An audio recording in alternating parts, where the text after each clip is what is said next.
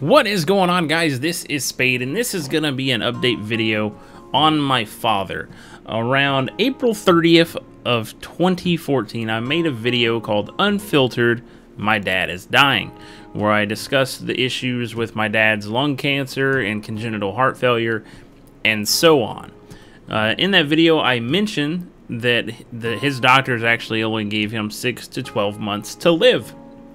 And I am proud to say that today is August 6th. Today is August 6th, and my dad is actually still with us to this day.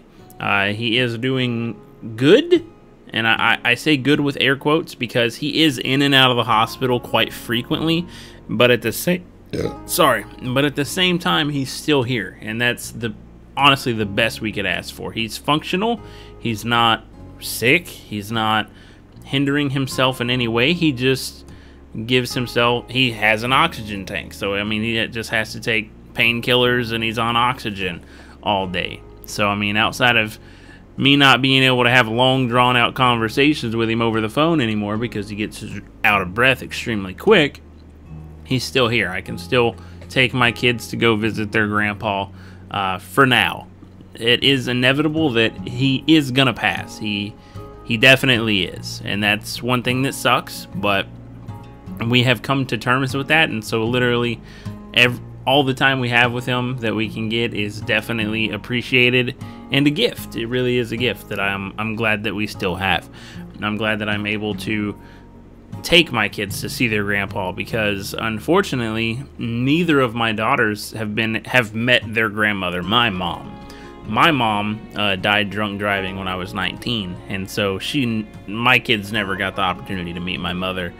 So that's kind of a downer, but you know, it's one of those situations in life that does happen, and it happens way too much. But I am proud to say that my father is still here.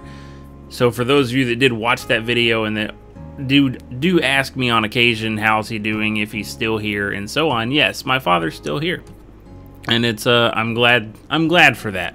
But the downside now with him still being around is that anytime he gets any kind of cold, like the slightest cold, will actually put him in the hospital for 2 weeks.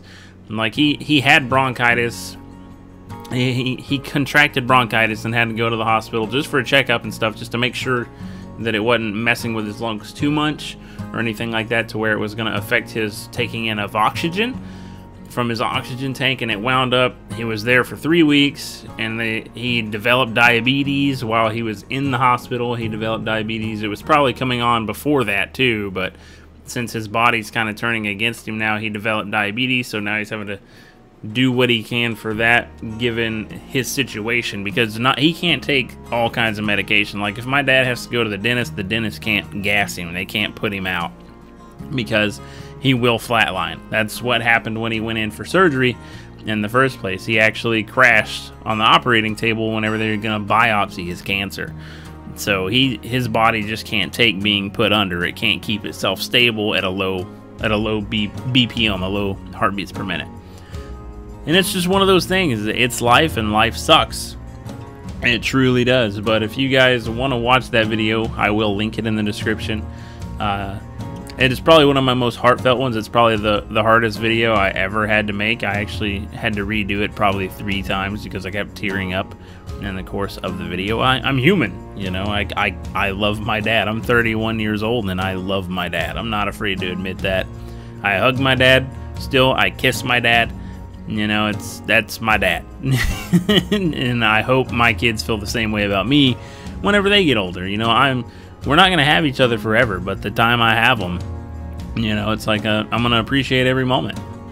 So anyways, guys, thanks for watching. Thanks for hanging with me. And for those of you that have shown an interest in checking up on my dad, that is awesome. I really do appreciate that. And it does mean a lot. I mean, he doesn't really know that you guys ask about him. He doesn't really know that I put his business out there like that. But this is how I cope. I talk about it, and instead of writing in a journal or something like that, I talk about it on video, and if people watch it, people watch it, and that's it, guys. Thanks for watching, and I'll see you on the next one.